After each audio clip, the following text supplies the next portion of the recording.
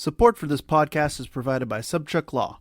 Revolution Recap thanks Subchuck Law for their support of our show, local independent media, and their mission of bringing unbiased truth.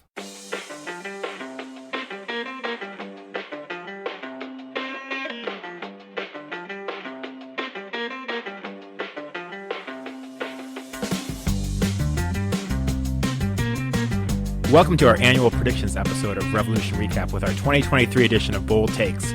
I'm Sean Donahue, and I've got a full lineup of blazing Musket writers joining me today. First up is our regular co-host, Tanner Rebelo. Tanner, how's it going? It's going good, Sean. I'm excited to dig into the season predictions. Also joining us today is Seth Macomber. Always excited to have him on the show. Seth, how are you doing? Yeah, I'm really excited because I feel like this is where I get the most invites for the hot take episode. So you can hold on to these and then make fun of me at the end of the season. So always glad to be here for that reason. Don't worry, we will. We'll be keeping close track of these so we can bring it up every time something goes wrong. And last but not least, we've got Sam Minton. Sam, how are you doing? I'm doing good. I just realized that the blazing Musket is just like taking over Revolution Recap. I was stunned when you said that. So this is quite amazing. But happy to be here. Gonna spew some hot takes, and they will probably not pan out. You know, you guys really are taking over. I was actually goofing around with ChatGPT earlier, and I was asking about Revolution Podcast, and it talked about the Bent Musket podcast, which I don't know if that actually exists, but ChatGPT thinks it does. So, oh boy. Anyways, let's get right into our predictions, which are brought to you by our friends at the Rebellion Supporters Group, who have season memberships available now. Be sure to check them out on Twitter at AnyRebellion and on their website, anyrebellion.org. Seth, since you're the senior man on the Blazing Musket staff, let's start with you. What did you think of the Revs offseason, the highlights that we're bringing in, Latif Blessing, Dave Romney, Bobby Wood? What grade would you give it? Yeah, I'm going to say that it's a solid B+ in terms of the offseason.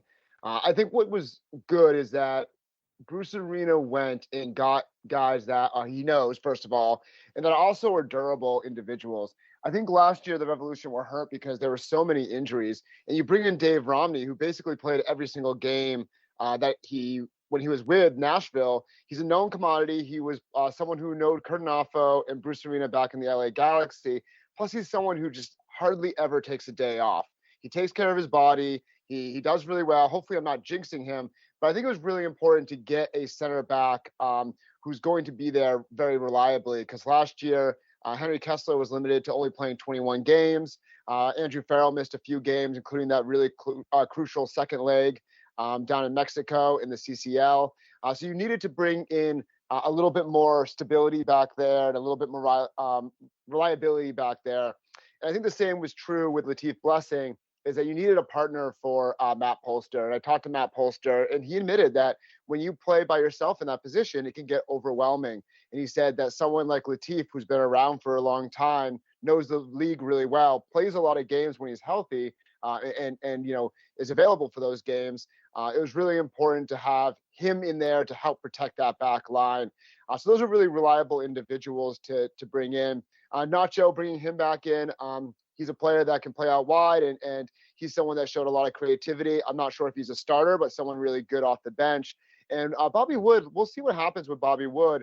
We don't know what his contract status is, and that might shift how I feel about it. But he's someone that can score goals. He's someone that Bruce Arena knows really well. And when I was asking Matt Polster who's doing well, he mentioned some young guys and some other players, and he actually mentioned Bobby Wood, and that came out of nowhere. Bobby Wood did have an injury that he dealt with during preseason down in Florida, but I think it's a positive sign if some of his teammates are saying that Bobby Wood is performing well. So I think it was solid. I think that those are MLS guys, known commodities. And I think, again, much like last year, I think a lot of things will come down to what happens during that summer transfer window. To bring these guys in, it solidifies things, but you have to be able to add more pieces later on if things aren't going exactly the way they should, like maybe another winger, for example. So Seth's got him at a B+. Sam, what are you thinking?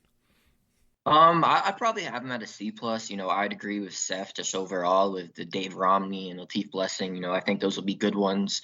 I know, obviously, with the likes of Omar Gonzalez and Josie Altidore, that Bruce guys haven't gotten the best reputation when coming into New England. But I really think Romney, like Seth said, just going to be kind of a mainstay in that back line. And I think, we should expect to see him in the starting 11 plenty of times. And also, too, Latif Blessing, like Seth said, just being able to work with Matt Polster. And I think if he's in a team where he's valued, obviously there were some complications with LAFC. Now coming to New England, he gets that fresh start. I think he could, do quite well. Bobby Wood, it'll be interesting to see. Obviously he's making waves now, but how will he do in an entire season coming off a pretty significant injury? Don't know if he'll be the guy. Are we counting Josie Altidore as an addition after being loaned out? But overall, I think there's some good moves. I just think, like Seth said, there needs to be more.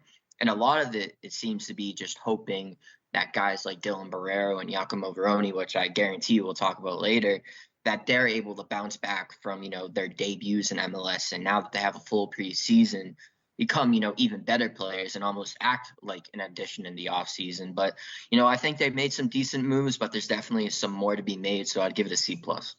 That's a C+ from Sam, a B+ from Seth. What are you thinking, Tanner? I'm giving them a D.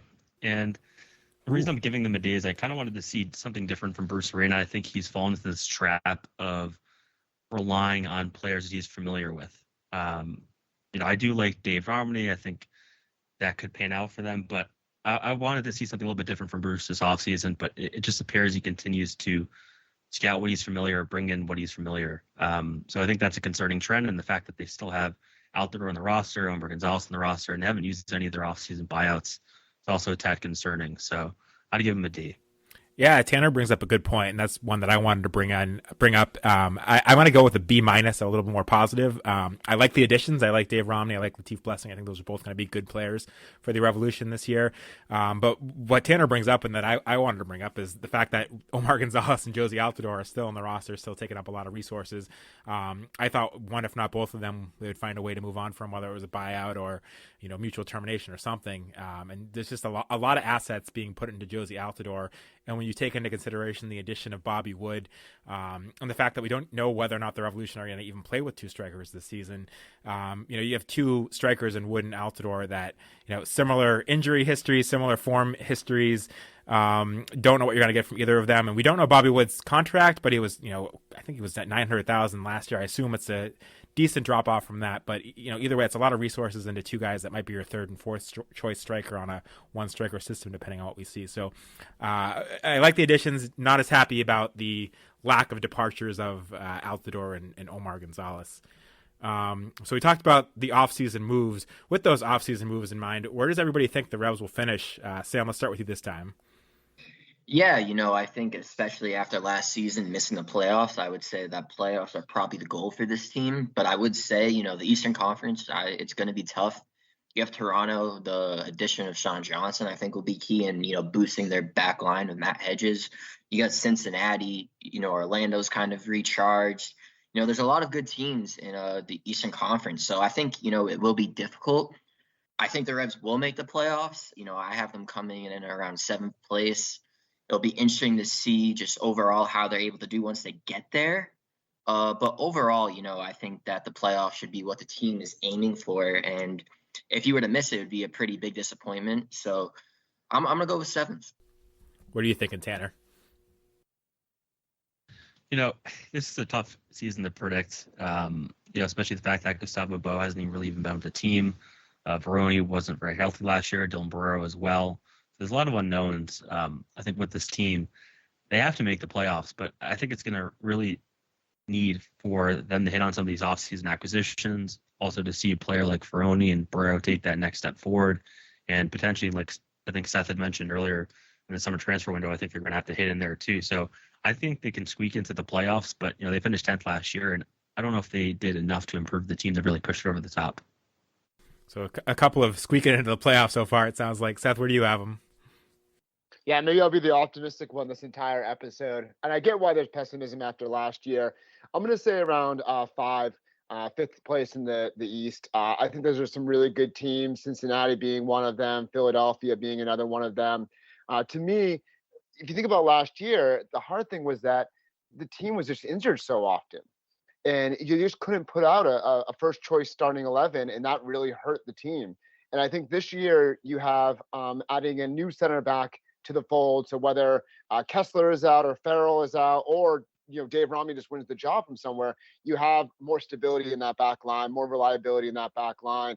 I think the hope is that Barrero has really gotten things right. And there was articles out there, I think it was in the Boston Herald, talking about how he is now mentally putting that injury behind him. And he even worked to like get his body right and to really make sure that he's mentally right going into the season.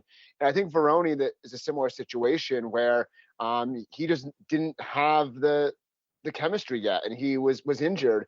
And I think that you see he's constantly working after practice all the time, like Buxa did, like other strikers. I remember Charlie Davies doing the same thing back in the day. He wants to do so well for this team.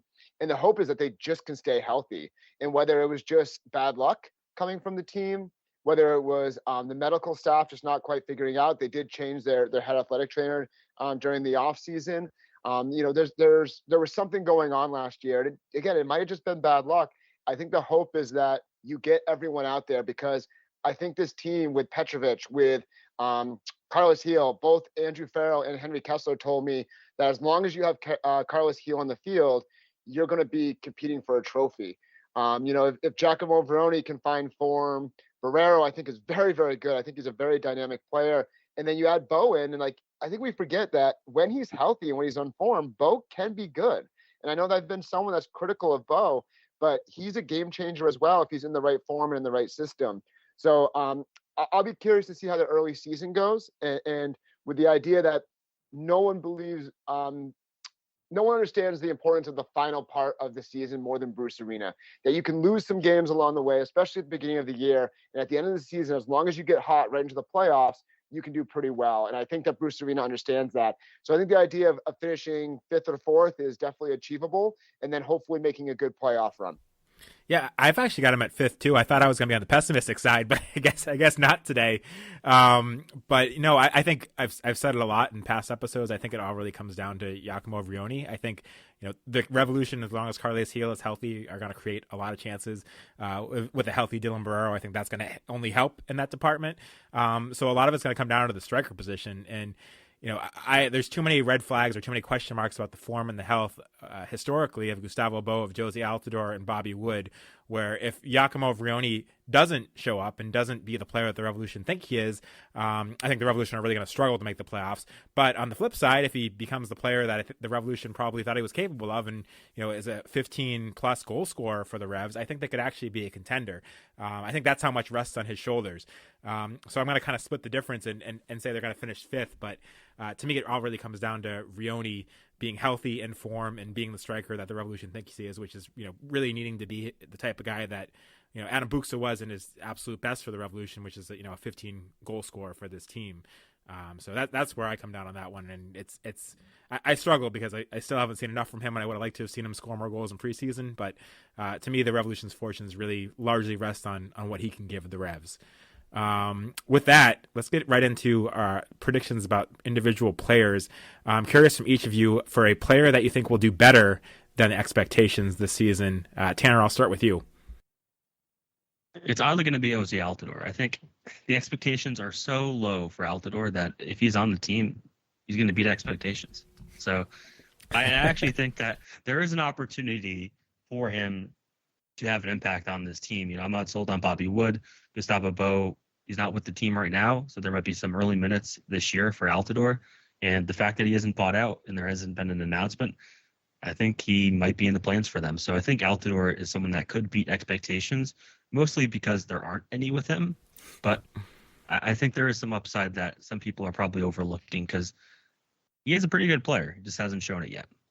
Seth, who have you got? Yeah, Josie Altidore is an interesting one, huh? I was down at practice at the end of January, and I asked Bruce Arena how Josie Altidore is doing, and he's like, he's had a good preseason. That's all he gave me.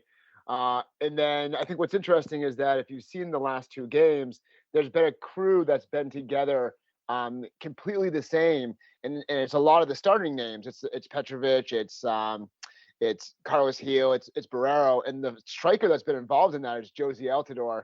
So it definitely makes you think about it a little bit. I think that I think you got to go with Veroni. I think that some people were really down on Veroni last year. The only goal that he scored was a penalty kick. He obviously missed a lot of time.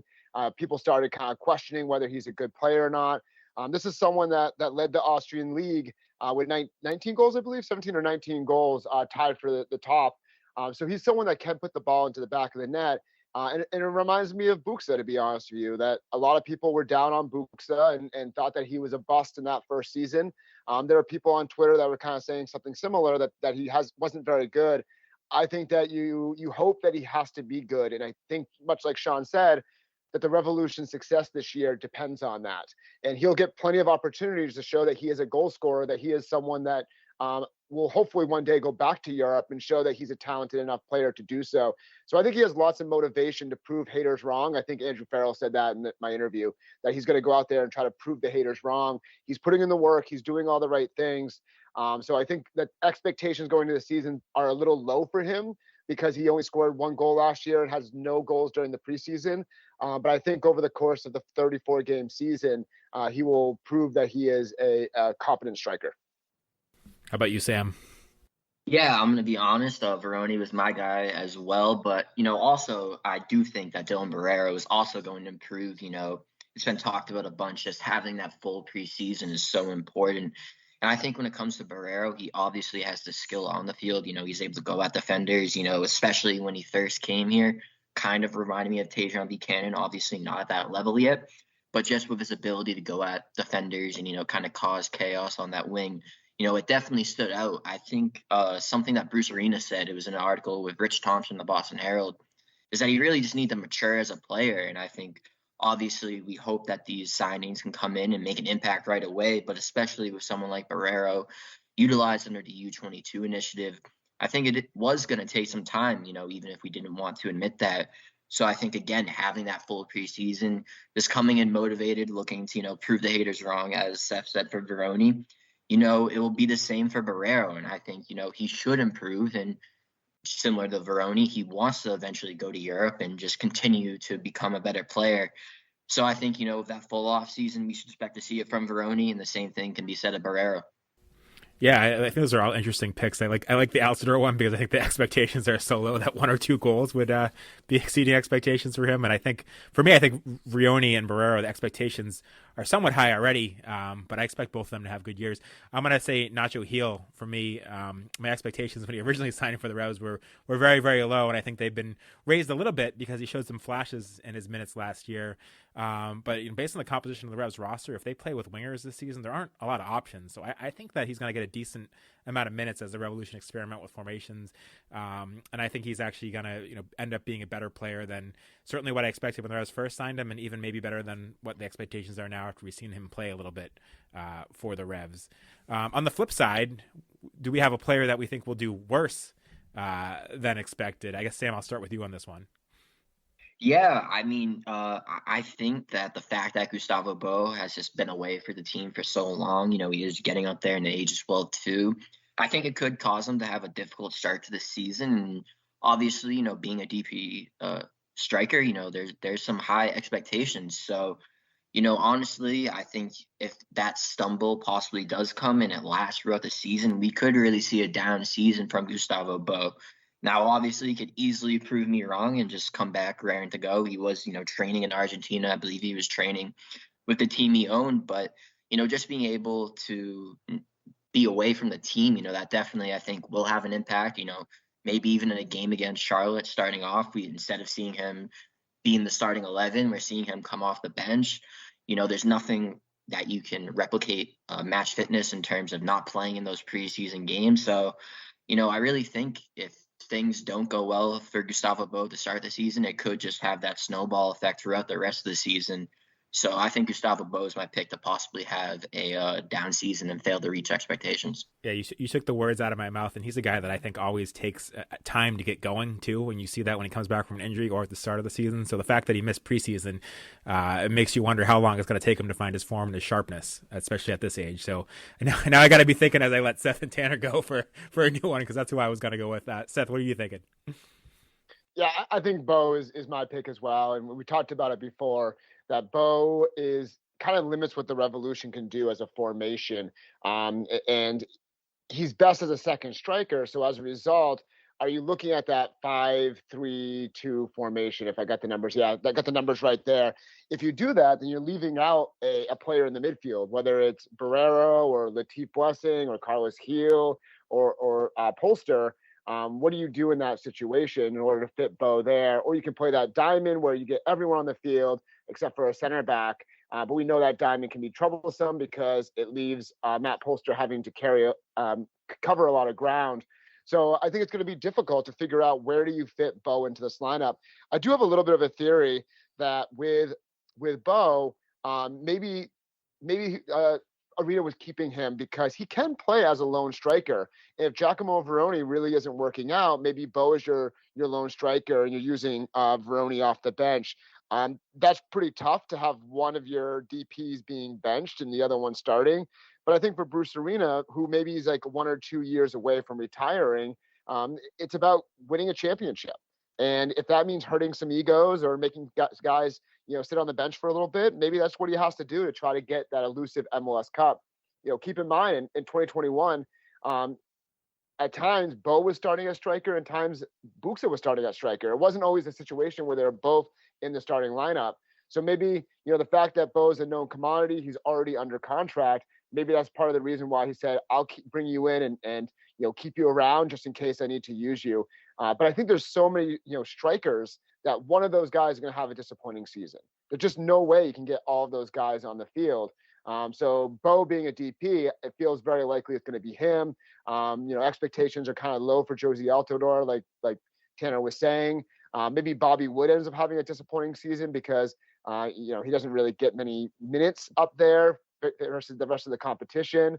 But it's kind of hard to say a guy on a 1-year contract that's coming from Real Salt Lake has a disappointing season. It could be because he ends up having a big salary. We don't know his salary number. So that could kind of be depending on whether he is a disappointing season or not.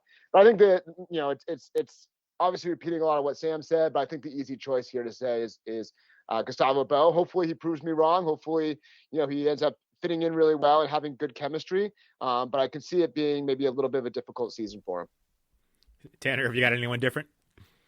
Andrew Farrell, someone very different.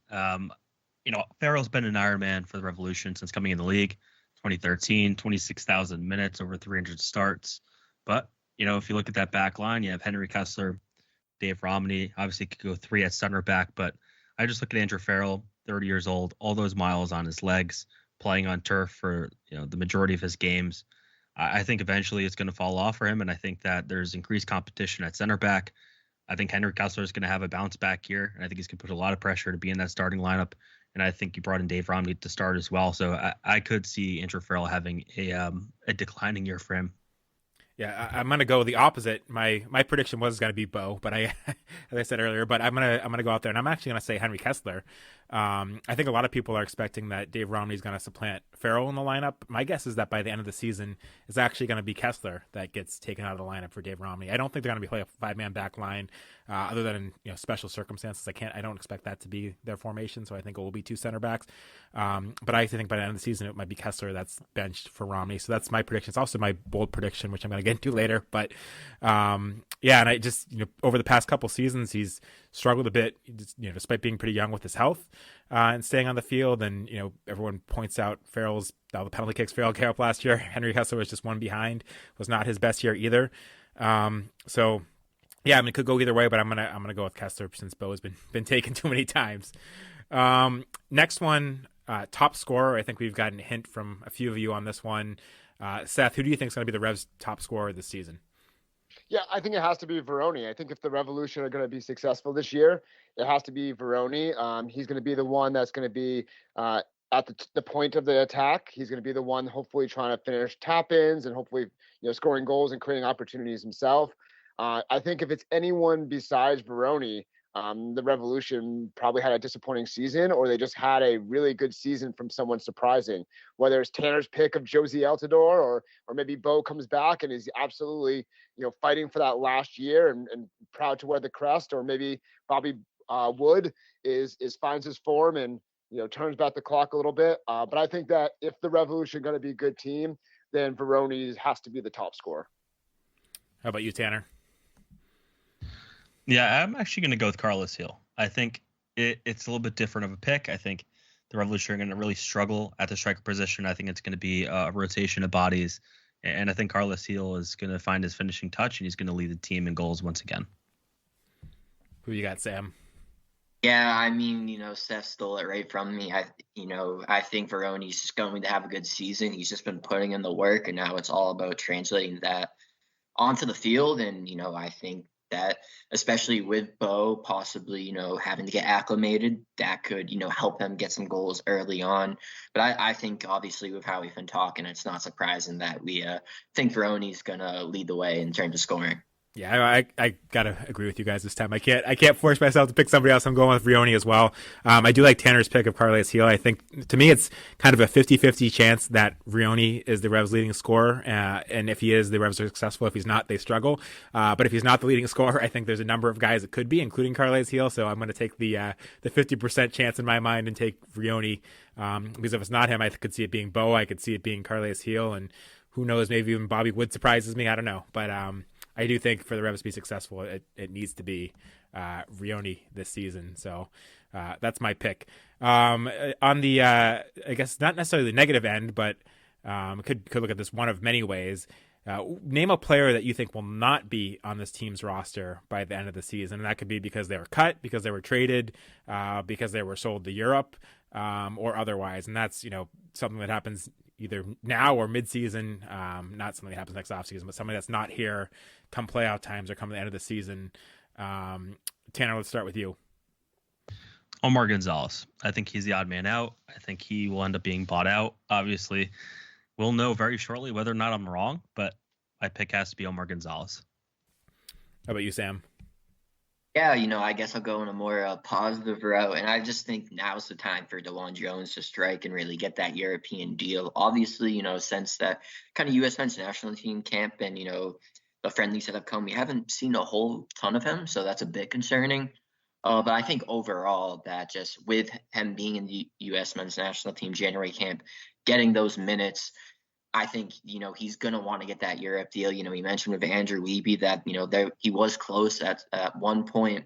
And I think it's more urgent of a move compared to Georgia Petrovic. Petrovic is still a very young player, and I think possibly even more crucial to the Revolution's success compared to DeJuan Jones.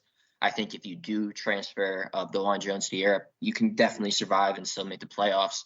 If you were to lose someone like Petrovic, I don't know if that's still the case. So I think just because of the urgency that comes with the move and just capitalizing on the momentum, I think DeJuan Jones gets that European move. Who have you got, Seth? Yeah, I think this is a little bit tough for me because I see this year being a little bit more like 2021 as opposed to 2022, where I can imagine players maybe signing contracts to leave at the end of the season. So I like what Sam said about DeJuan Jones, but I could see it being a situation where Bruce says, yep, we'll sell you. You did really well, but you have to stay with us for the rest of the season, much like Tejan Buchanan. Or I could see the same thing maybe with Petrovic if he continues to get caps with Serbia and performs well in MLS. I think that Bruce Arena has this team in mind to be someone that can win a championship. Because we saw last year that if you start to move too many players, then the chemistry starts to get hurt, that you have to start to integrate new guys, and that can be really difficult.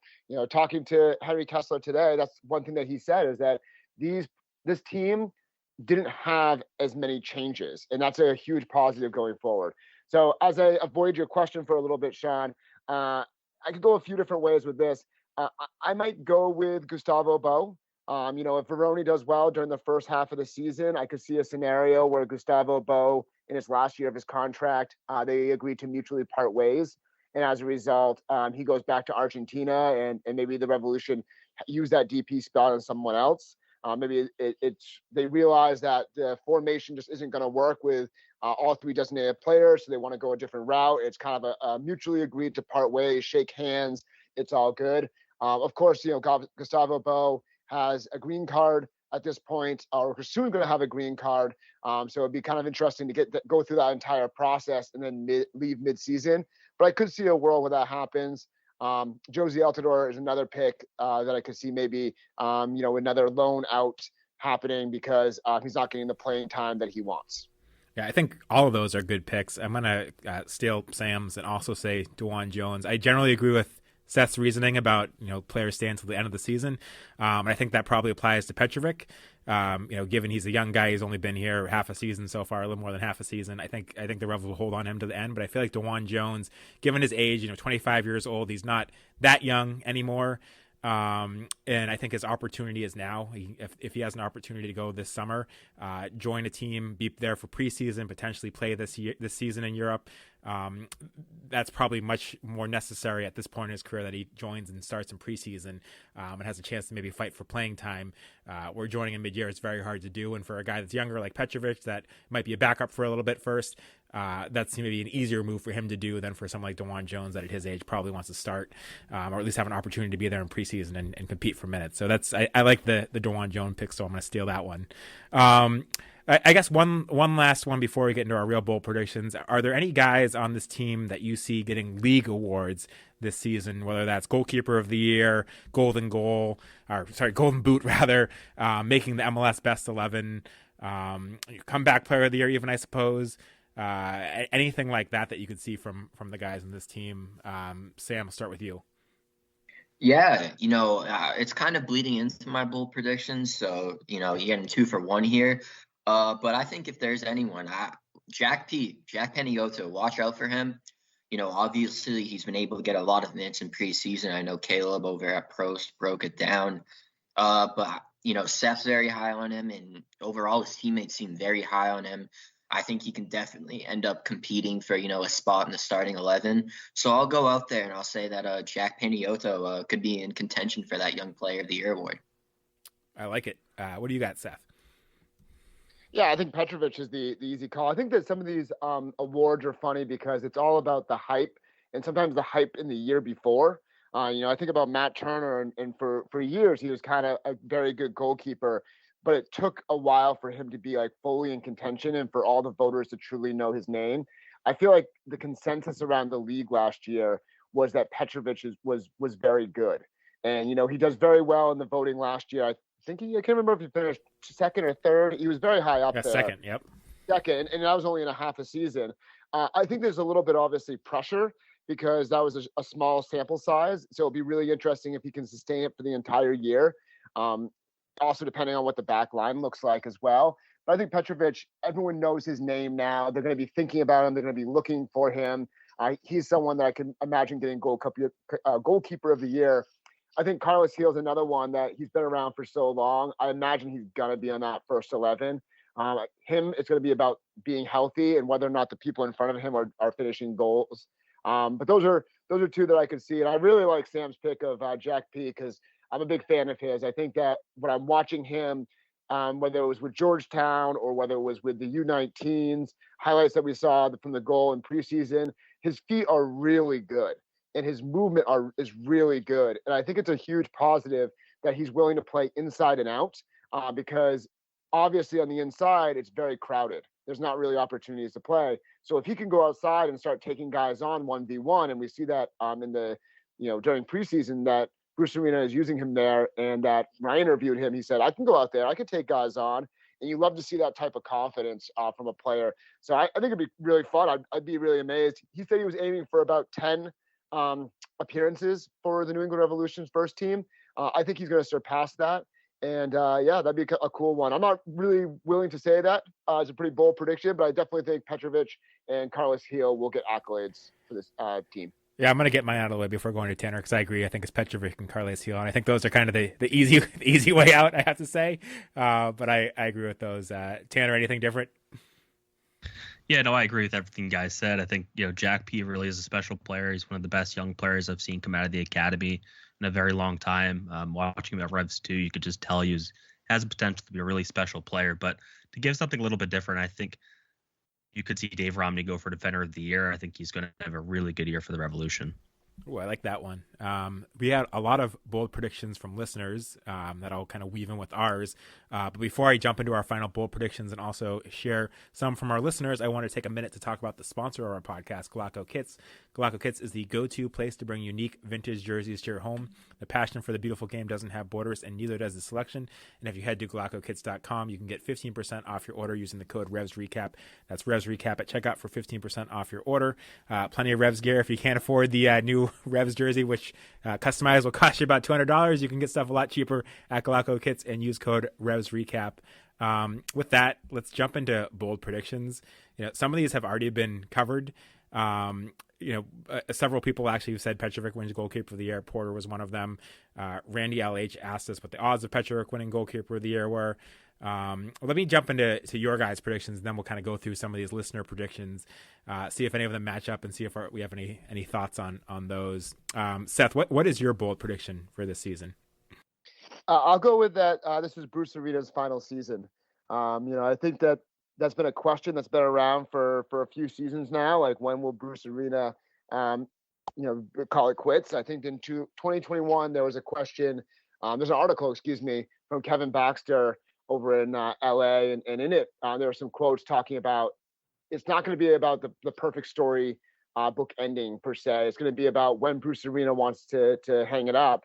And Bruce Arena in there mentions that he's done a great job in soccer. He's loved his life in soccer, but he's kind of realized that there's more to life than soccer, and that he wants to give back to the community, and that he wants to do a little bit more charity work and spend time with his family and whatnot. So it wouldn't surprise me if this is it for Bruce Arena. We know that he signed a contract extension recently. We don't know how long that contract extension is for.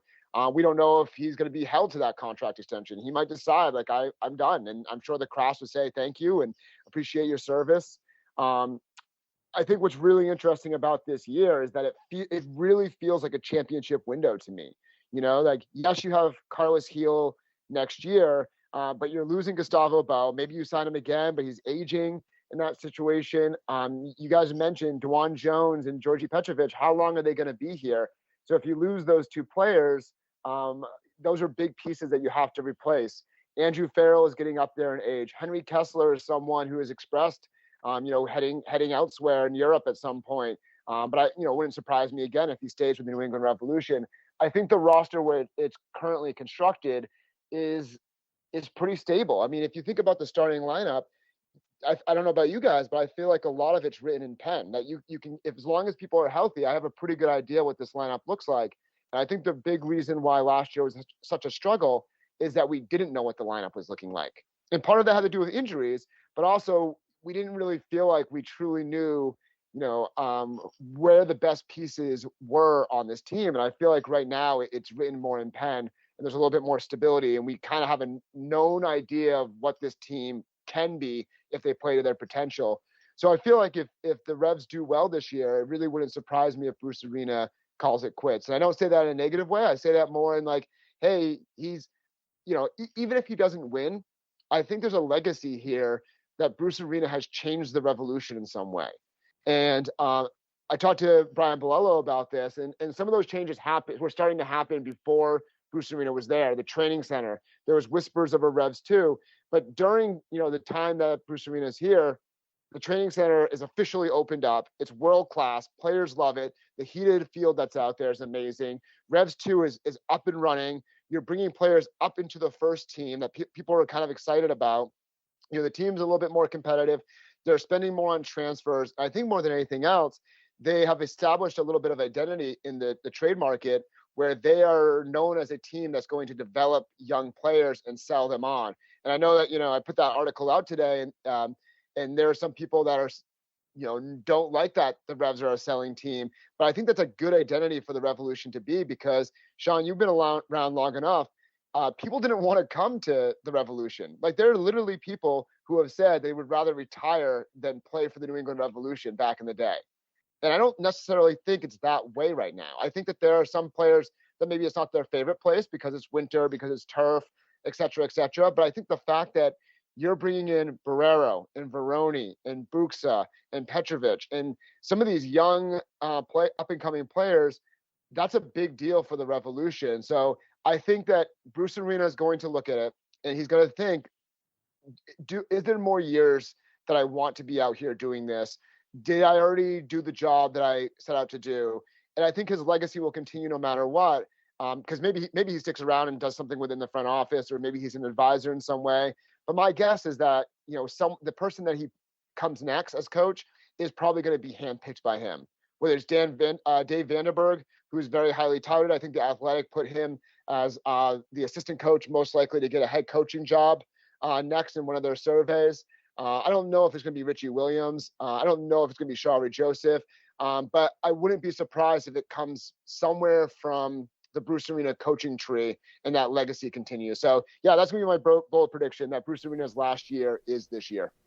Oh, I like that one and can't really disagree with it either. And you do bring up a great point. You tweeted about the Revs being a bit of a selling team, and I agree with you, and I agree that it is overall a good thing because, like you said, back in the day there were guys that weren't happy with how they were necessarily treated with the team. With a guy like Jeff Laranowitz, who wasn't happy that he wasn't given a contract extension sooner. A guy like Michael Parkhurst, who when he came back to the league wanted to be traded to Columbus rather than signing with the Revs, who had his rights. And I don't think you're going to be seeing that as much anymore. The way the Revs have handled things, which I think is overall certainly a good thing. Tanner, what have you got for your bold prediction? My bold prediction is that we're going to get stadium news this year. Something completely off the field, but I think this year we're finally going to get that stadium news. I think it's been talked about for so long. I think you really have heard the team pushing for it, and I think it comes to fruition this year. So that's my bold prediction. Probably going to be completely wrong, but you know what? It has to come eventually. I don't think you can get any bolder than that. Seth, I see Seth's raising his hand. Seth, you got something to add to that? Yeah, I like to raise my hand because I'm a teacher, so I want to make sure I get called on.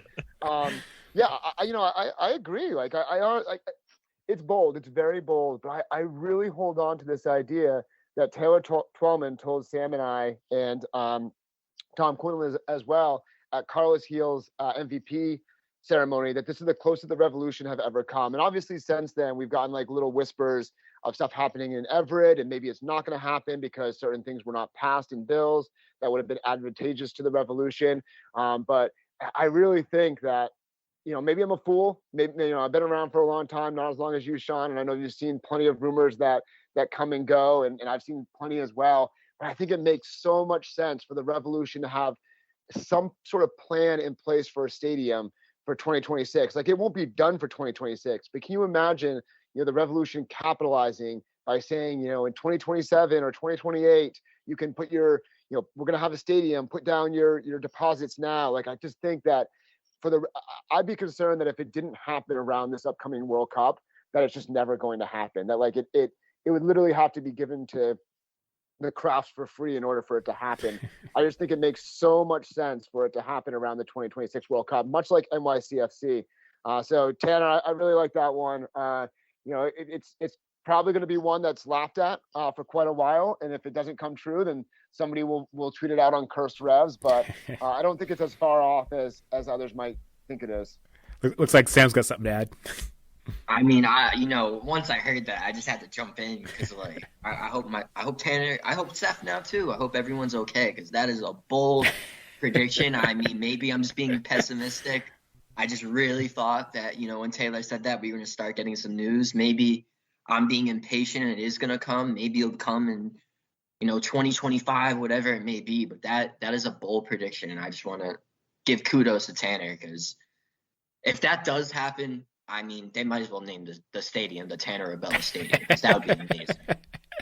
I'm with you, Sam. I've been burned enough times to over the years to I think that's a very bold prediction.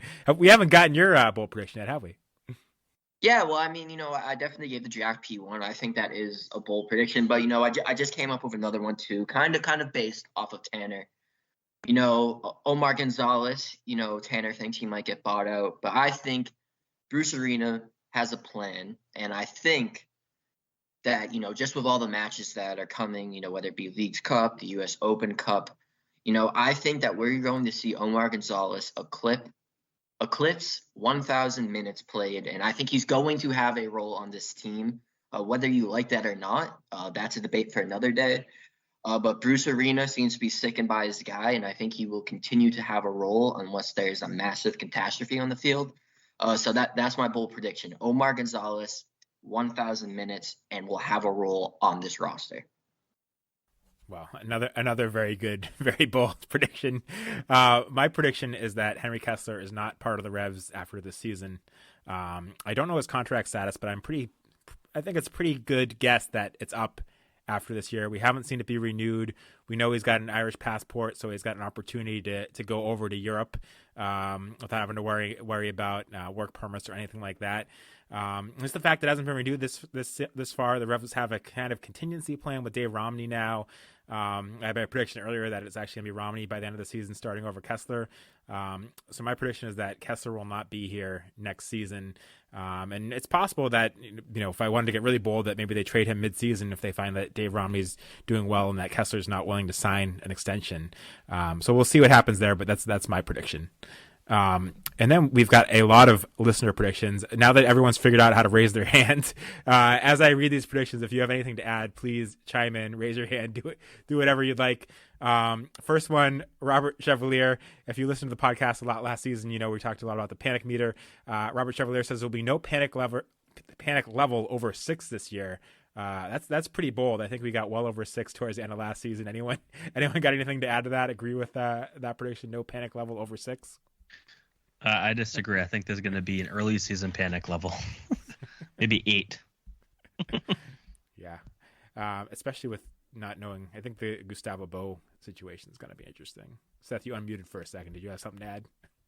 No, yeah, I think that the issue is going to be like early season. I think that so many Revs fans are upset after last season, which totally makes sense. To miss the playoffs is kind of hard in MLS, and it might be even harder this year if they expand the playoff field. So yeah, I think early on it might be some struggles, and but I think at the same time it's all about that second half of the season. Like I think in MLS it's all about how you finish as opposed to how you begin the year. So it wouldn't surprise me if some fans get really worried early on because Sean, like you said, Gustavo Bo might not be out there, and when one of your 3 DPs is not playing, it's going to lead to more people being concerned and upset. Ronnie Smalls has 3 bold predictions. First one I really like. He has Dylan Barrero making the MLS Best 11. I think we all talked a little about Barrero, but this could be a breakout year for him. I like that one. He has Bobby Wood and Josie Altidore combining for 15 plus goals in all competitions. I have trouble seeing that one happening. And then his last one is Apple TV cuts the price in half by June. Back when MLS used to do their own streaming service for, away games or for out of market games, I think that they would regularly cut the price in half by, I don't know, maybe it was August or something. So I guess that's not too far out of the realm of possibility but I would expect that to be more at the halfway point of the season. Anyone got any comments on those 3 bold predictions? Sam? Yeah, I mean, it wouldn't surprise me as well if, we ended up seeing, the price get slashed. It just seems like from the conversations I've seen on Twitter and, conversations I've had with some people, that it would make sense to do that, especially if you're trying to get more fans in. The news just came out today that T-Mobile is going to give it to their customers for 3. So, that wouldn't surprise me. I think that's a good shout that we might see some price discounts as the season goes on. What do you got to add, Tanner? Yeah, I think the fact that we haven't heard a number yet or how good the subscriptions have been is kind of telling. Because if they were selling a lot of subscriptions at this point, I think we would have heard something already. Usually leagues and teams are very quick to tout their success. And the fact that we haven't heard anything yet kind of tells me that aren't having a ton of success. Now, the season hasn't started yet. Maybe there's people waiting to the last minute to sign up. But I think they're going to have to really cut their prices in half. And it's going to be very, very interesting to see how many people are actually watching Major League Soccer this season. Yeah, I do wonder if a lot of people are waiting until the last minute, for reasons like that T-Mobile announcement today. I know at least one person that signed up, paid the $100 and has T-Mobile, and now here's they can get it for free. And the first weekend of games is also free. So I'm not even sure. Is there much content now that's behind the paywall, or is there really not much reason to sign up until week 2? Sam? No, I just want to add, because I saw this actually right before we recorded. Apparently, if you did sign up beforehand and you are a T-Mobile customer and now getting it for 3, you can like go through them and get a refund. So at least you're able to get your Okay. money back and get it for free. So that's good. Yeah, that would be quite annoying if you couldn't. um, so Randy LH, his season prediction is more optimistic than us. He thinks the Revs finish top 3 in the East. His bold prediction is Vrioni wins the Golden Boot. I assume that means the league Golden Boot, because I don't think it would be a bold prediction to say the Revs Golden Boot. Derek Terrell, his bold prediction is that Barrero gets the most goals for the Revs this season. Can anyone see that happening? I can see that. No, I mean, that's too bold. I actually could. I can see it a little bit in the sense of, yeah, I think he's a really dynamic player, and I think you saw that last year against the season finale against Chicago, just scoring out of nowhere. So I think if the Revolution with their fleet of strikers, if they start going through them because Vrioni isn't the guy, that I could imagine that Vrioni gets a few games, Bo gets a few games, especially if they play that 4-2-3-1 formation. And I think, Sean, you've talked about that. Like, I like that formation when I'm coaching. I like that formation when I'm watching, because it creates such balance in the middle of the field, and it makes it so hard to play through, and it makes it, it cuts out passing lanes, so you don't have as much emergency defending for the back line. So if you do that, you can only play with one striker. If you're only playing with one striker, you got to go through a lot of options. And if no one's really hot, then it might be really difficult. So I could see, like, for me, Barrero is someone that, as long as he's healthy, he's probably playing every single minute of every single game. And as a result, he might end up with quite a bit of goals, especially because he's someone that wants to probably get to a higher league or go somewhere else at some point. So I don't know if it's going to happen. I think Vrioni will be good, but I could see it happening. Yeah, I don't completely disagree with you, but I also think it's one of those ones where if it's Barrero or not Vrioni, the Revs are in trouble. Ryan Duplessis has not so much bold predictions, but a few thoughts. He says he's intrigued by the new signings as well as the players the Revs have kept on. He's wondering how Blessing will mesh. He also looking forward to seeing Vrioni in action and looking forward to a great year. Anyone got thoughts on how Blessing will mesh with this team? I think it could vary based on formation. Seth? Yeah, I think the one concern about it, and you heard Matt Doyle in Extra Time talk about this, is that Blessing is someone who usually plays a little bit higher up the field, pressing a little bit higher up the field, and likes to go into tackles really hard. And, the way that Doyle said it is that he'll go into a 70-30 tackle, like a tackle that he's not necessarily supposed to win, and you're not supposed to go into. And if that happens in bad positions, then all of a sudden, if he's playing deep, then all of a sudden that the other team's going to have a counterattack opportunity. So I think it depends on, where he's playing on the field. I think ideally he's playing a little bit more of that pressing type of role, and he's going to chase a little bit. And we saw that sometimes, like Luis Casado did something like that, right? Like lots of energy on the field, go attack the ball, try to win the ball a little bit higher. I think that'd be a really good role for him. And so as a result, he's not really playing right next to Polster. He's playing a little bit higher up the field and trying to create turnovers. And again, referencing something else that Matt Doyle put out last year, and I don't have exactly the numbers, but he said that last year, one of the issues the Revolution had compared to the previous year is that they weren't winning the ball as high up the field anymore. And they were allowing the teams to have patience with the ball, move the ball, and then come into the Revolution's, defending half of the field. So I think that, I think the idea is that maybe someone like Latif Blessing can be that guy, bring a lot of energy and start to press a little bit more, because we know that Jones will do that. We know that Bai will do that. We know that those individuals are all about that countering pressing when they lose the ball. So I think that that's the hope. I think the hope is that he can, press up the field a little bit more and try to win those tackles. I think the scary part is he might go into some of those tackles in the wrong positions, and then maybe that's putting a lot of pressure on that back line. So I'm optimistic. I'm optimistic about what Latif Blessing can bring, because he's someone that played a lot of minutes. He's someone that's a known commodity in this league. And I think, for the sake of the Revolution, the hope is that Bruce Arena understands how to best utilize that type of player, and he's not going to ask him to kind of play out of position or play something that's not quite as comfortable with. And I think that hopefully that will lead to success for the Revolution. Yeah, and just kind of hopping off that, I think when it comes to Latif Blessing's time with LA, obviously there's a lot of difficulties. There's the family aspect, and we got to talk to him at training, and it sounds like the Revolution are helping to hopefully bring his family, over from Ghana to the United States. And just overall, all those off the field things they can, turn up on the field and affect the players' play. So I definitely think that, we could see a reinvigorated Latif Blessing. It'll be interesting to see the role that he's in. But, I'm definitely very curious to see what he's able to do, and thinking, that he will be able to fit in well. So definitely would have to agree that I can see him fitting in well and, playing not a key role, but, having a solid role on this Revolution roster.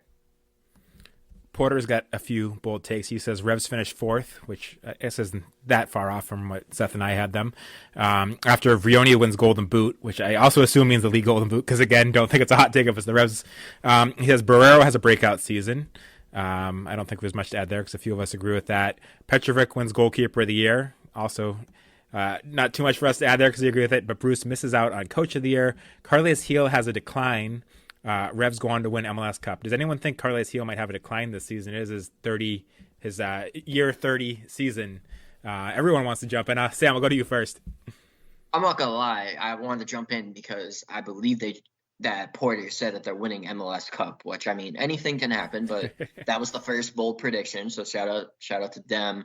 I mean, when it comes to Carles Heel, I think we were spoiled with that MVP season. He was absolutely dominant. So I think in terms of the level that he was at there, maybe we see a drop off. But I think once again, he's going to be that magic maker in the midfield. He's going to be setting up goals for guys like Vrioni, Bo, whoever it may be up top. And I wouldn't expect too far of a drop off. Maybe you see some of it, but that's just the fact that, when you're playing after an MVP season, it's really hard to live up to that. And if he's able to do that, that's great. But I wouldn't expect too far of a drop off. And yeah, if the Revs win MLS Cup, I would say that'd be quite surprising. That would be a pleasant surprise for me. Tanner, what do you got? Yeah, I could see Carles Heel declining. I actually was kind of thinking about that earlier in our bold predictions. And the fact that he was able to play in 33 games last year was great for the Revolution. But, I do think that it's going to maybe be tough for him to be on the field. He does have an injury history in his past. And when he has been available, he's been playing at such a high level. I could see him declining. But I could also see him having a great season if he is to be able to stay on the field, and players like Vrioni and Altidore and Bo and everyone else are able to put their chances away. But I could actually see Carles Heel declining. Seth, you got something to add here? Your hand's been permanently up. I didn't know it was still a holdover from the last one. It was kind of, but the only thing I'll just real quick is I agree that, and I think, Sean, you bring this up, is that I think Carles Heel will be fine, and the only reason why he wouldn't be fine is if he's having injuries, and that's just a normal thing that players sometimes get injured. We've seen that in the past with him, but I don't expect him to have a decline per se. Yeah, I agree. The injury is the concern. And Seth, you bring up a lot of how injured the Revs were last year, and they were. The one guy that wasn't injured was Carles Heel, and he had injuries the previous two seasons. So I always, when I look at last season, I think it's a shame that they wasted a fully healthy Carles Heel for all season, because there's no guarantee that's what they have this year. So that's my concern more than anything else. I don't see a decline unless it's a health issue where he's not on the field as much. Nathan Whitcraft says Farrell is healthy, but ends up as the third choice center back all season. I think a couple people predicted that on here. I don't know if there's anything to add to that one, but I don't think that'd be too much of a shock based on. I don't know if it's that bold of a prediction, because I think we've seen a lot of people kind of make that one. Any Revs UK says that he's stuck between the Revs finishing 4th or 5th in the conference. He thinks Vrioni will have a breakout season, finish top of the goals, with a rejuvenated Bobby Wood finishing 2nd. That's more bold than I think Vrioni finishing top. And he says Barrero will nip Carles Heel for the top spot in assists, with Jack the Lad in 3rd, and that we lift the cup. Any thoughts on any of those? I'm curious, actually. Do people think it's the prediction of Barrero leading the goal scoring chart is more bold than Barrero leading the assist chart? Because I think both of those are kind of bold. Nah, I'll jump in and just say that the prediction of Bobby Wood being, I believe, 2nd in goals, that's a bold prediction there, Mike. Definitely, you get some hot tea right there. But if Bobby Wood is able to do that, I mean, that's a great move by Bruce Arena. Again, one of his guys actually paying off would be great. I think we see it with a guy like Dave Romney, but I don't know if we see that level from Bobby Wood. But, you know, I definitely say that, you know, seeing a guy like Giacomo Veroni go off, I don't know. I think Carlos Heel is just always going to be that guy in the middle and is going to lead the assists. But Bobby Wood, that's a proper hot take there, Mike. Tanner? If Bobby Wood does that, Bruce Arena's going to win Coach of the Year. That's all I'll say. Yeah, that would be that'd be something. We got two final predictions, which are not really Revs predictions, but more Revs recap predictions. Your colleague Alex Dolan predicts that some combination of me, Tanner, and Greg, along with Alex, will go to Waffle House and do some sort of content or just eat. Of course, if that happens, Sam and Seth will also have to come. Tanner, is that going to happen? Yeah, it absolutely has to happen. Sam?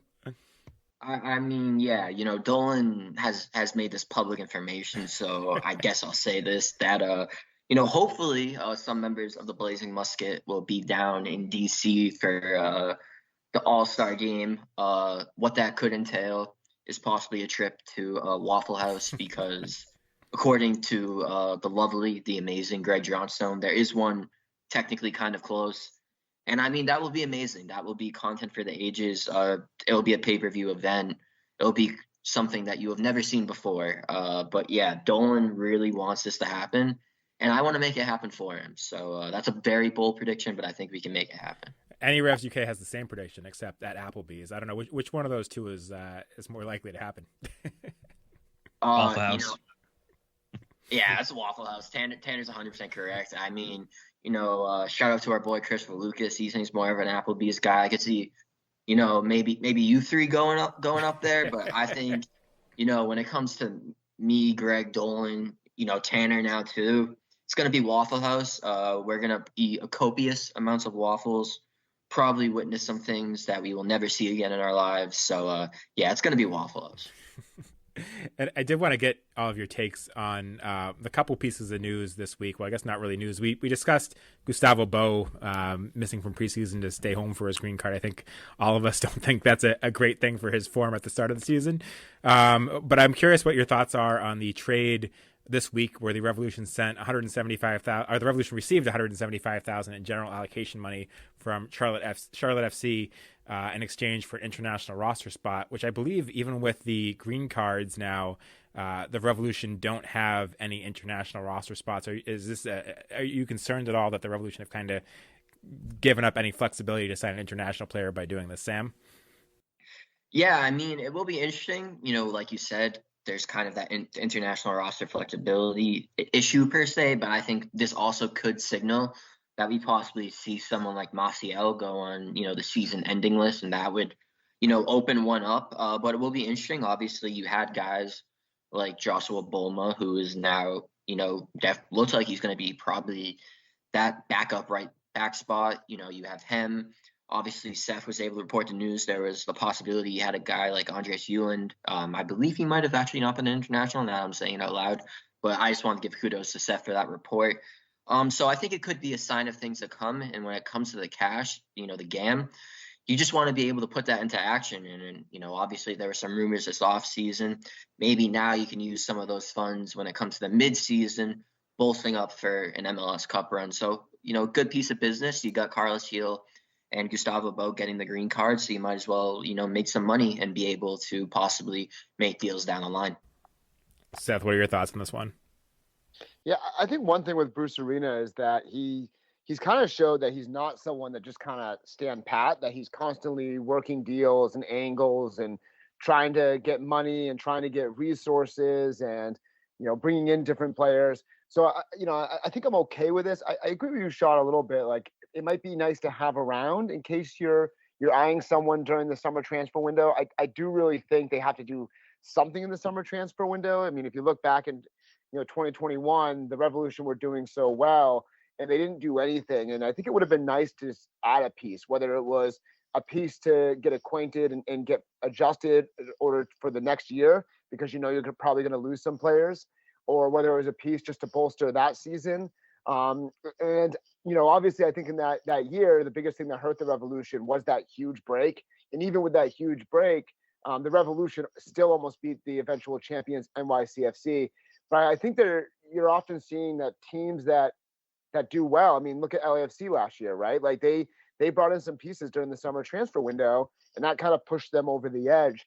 So I do think that no matter how the Revs are doing this season, they have to do something in the middle of the year. So you do wonder if there's not enough forethinking there. That said, I trust Bruce Arena that he'd had these discussions, thought about, well, we can do this. Like Sam said, well, if we do find an international, then we move Maciel to the season-ending list, or maybe we trade this guy, or maybe I'm hoping that there's contingencies and plans in place. And I think for Bruce, we do sometimes see that he is thinking about those things. I'm thinking back in, I think it was 2020, when the Revolution brought in a bunch of players because Carlos Heel was hurt, right? Like that's when they brought in Lee Win and Tommy McNamara and Kakuta Mane. And he's like, well, we don't know exactly when we'll be back. Let's try to get some pieces in and try them out before next year. So I think that I think it's a fine idea that, like, hey, we don't need this right now. Let's pick up money with the idea, hopefully, that there's contingency plans come this summer. Yeah, it's an interesting move, but it doesn't seem like Bruce Arena has had the most success with some of his international signings either. So I wonder if that weighs in on it. I guess last question before we get to final thoughts. The Revolution preseason results. We obviously haven't been able to watch any of the games. We can't draw too many conclusions. But is there any concern with the fact that they lost 4-0 to Charlotte over the past 3 games? They've scored 1 goal. There was obviously that first game this season that we weren't supposed to hear anything about, but I know you guys reported that it was 2-2. I think that leaked out. But is there any concern with kind of the bit of a struggle in preseason results? Personally, I don't put too much stock in preseason results, but Tanner? Yeah, I don't put too much stock in it either. I think you're trying a lot of things in preseason, but I do think you're going to see a slow start to the season for the Revolution for a multitude of reasons, including the fact that Gustavo Bo hasn't been with them. But I think they're going to be figuring things out, working in Blessing, working in Romney, and figuring what works and what doesn't work. So I'm not too concerned with the results of the preseason, but I really do think they are going to start slow to start the year. Seth? Yeah, I think the biggest thing that, about preseason is to try things out. I think that when you look at, again, we can't watch the game, so it's really hard. And I've been trying to put together like 3 thoughts every week just by analyzing things and looking at clips. I think some of the things that we're seeing is, one, like Macoun, for example. Macoun has played center back. He's played outside back. And I believe he's played some, center defensive mid. I think the idea is to figure out, like, where do we play this player? And it doesn't mean that he's a starter. It just means that they're trying to figure out where is he best used. That if it's late in the game, do we feel comfortable going to a 5-man back and putting Macoun as a center back? Or, if DeJuan Jones is not willing to go, is it Macoun or is it Spalding that's going to play that left back position? We saw that the Reds played a 5-man back line or a 3-man back line, depending on how you want to look at it. They played that a couple times. I think it was just to see, like, does this work? I think that Bruce Arena loves to play with 2 strikers. He's had that system throughout his coaching career. And I think it was interesting to listen to the World Cup games because he would say, like, the U.S., they should put another striker on. Like, I think they're not holding up the ball or not creating enough goal scoring opportunities. And with how many striking options they have, I think it makes sense that they want to play with 2 strikers. But if you play with 2 strikers, how do you make sure you still have a solid back line? So I think he was testing that out, and who knows if we'll ever actually see it as a starting lineup. Maybe if there's injuries, maybe if under the certain circumstances, but I think he was trying that. Bulma's another example. Bulma, Sam mentioned that Caleb over at Prost, referenced Bulma quite a bit and how much minutes he has during this preseason.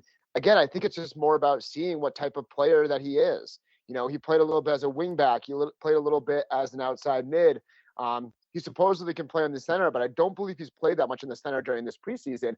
I think it's about seeing what type of player he is and where does he fit in this team. Jack P's another situation. Again, I'm pretty high on him. He scored a goal against Inter Miami.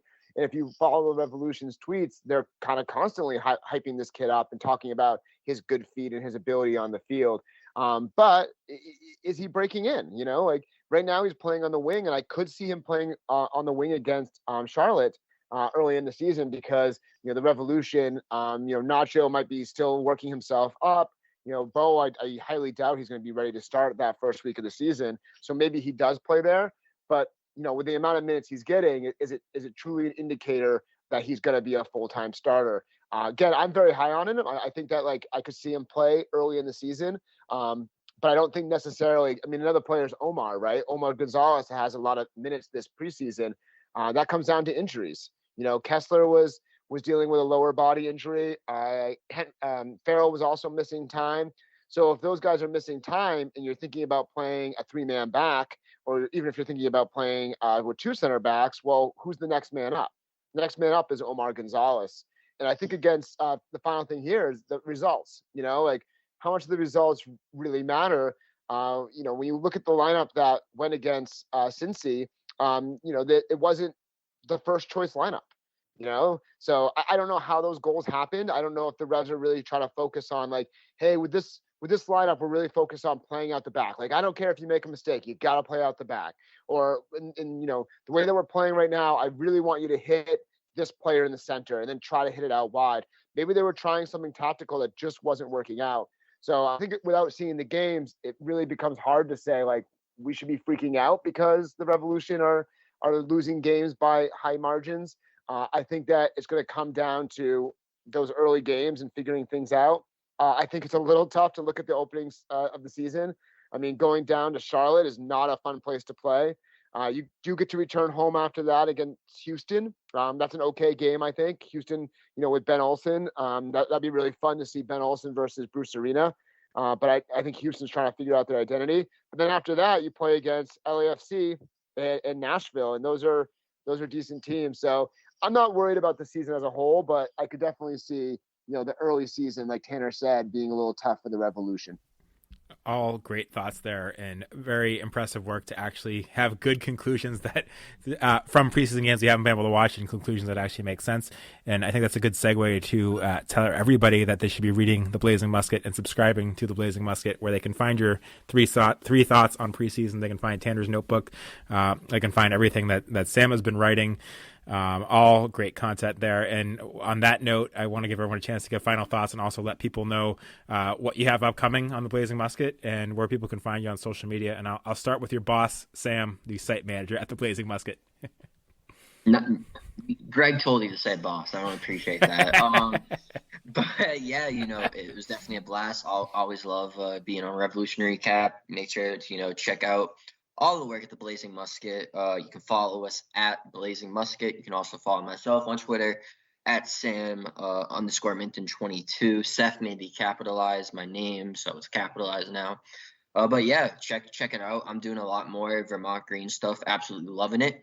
And, we're just going to keep chugging away, covering this Revs team and, a bunch of other teams in New England. And it will definitely be an interesting season with Leeds Cup. So we are going to be grinding away. But yeah, just thank you so much for having me on, guys. And Tanner, any final thoughts? Yeah, like Boss Man said, you got to be following The Blazing Musket. Sam's going to kill us. Yeah, and also follow me on Twitter at Tanner Rebelo, and I'll have a notebook up probably, recapping the preseason, all the thoughts, and heading into the season. So a lot of fun stuff. Seth, I'll give you the final thought. Yeah, I just want to say I'm really proud of what we've done over at the Blazing Musket. I think that the coverage that we offer is really top notch. Today I had an interview with Brian Bolello, just talking about the growth of the team, talking about supporting independent media. And yes, I did ask about the stadium. There's really no update, no comment from Brian Bolello on that one. But I think that we really tried to give you the best, most immediate coverage out there, analysis, and more than anything, I'm really proud to say that we're building a community. There's so many people that comment on articles. If you're a paid subscriber, then you're able to join a chat. And every week we take questions from people to answer in a mailbag segment. If you're a paid subscriber, you can read Tanner's really, really great notebooks, really summarizing everything that's happened in the week and happened in Revsland and around the region. And I think another nice thing about being a part of that community is that we hear you and we try to find some of those stories that are out there. So for example, today I interviewed Henry Kessler, and appreciate Revs PR working with me and getting us these interviews and getting us this access. And Henry Kessler, I talked to him for 16 minutes. And towards the end of it, I remember that there was somebody that really wanted to, from our group, from our paid subscribers, that really wanted to learn about Joshua Bolma. So, at that point I was talking about music and Esmir's rapping career. And I said, wait, I got to go back to something because I got to learn about Bolma. So I asked a question about Bolma because people want to know. And our job is to try to get information for the fans. So it's a really great community. If you can't pay, we understand. Where most of our articles are free, we want to be able just to provide you guys with really relevant viewpoints. And whether we're in the press box or we're down in Connecticut, we're trying to offer that to you guys. So please subscribe. At least consider subscribing. If you can pay, we appreciate it even more. But subscribe so you can be a part of our community, because we're really trying to grow something and show that independent media matters in the soccer world. Yeah, everybody should be reading the Blazing Musket. It's the best place to go to for Revolution coverage. So glad you guys all got together and kept that going. You can follow me on Twitter at Sean L. Donahue, and of course follow the podcast on Twitter. Follow all these guys on the Blazing Musket. They all have their own Twitter accounts as well. You can see us on Revolution Recap on Twitter, Facebook, and Instagram. Please rate and review us on iTunes, Spotify, or wherever else you listen to podcasts. Thanks again for listening. Thanks for Seth, Sam, and Tanner for all joining us today. We'll be back soon. I know Greg did a snake draft for the top scorers to the Revs this year, so we're all curious to listen to that, and that'll be the next podcast. Thanks, everyone, for listening.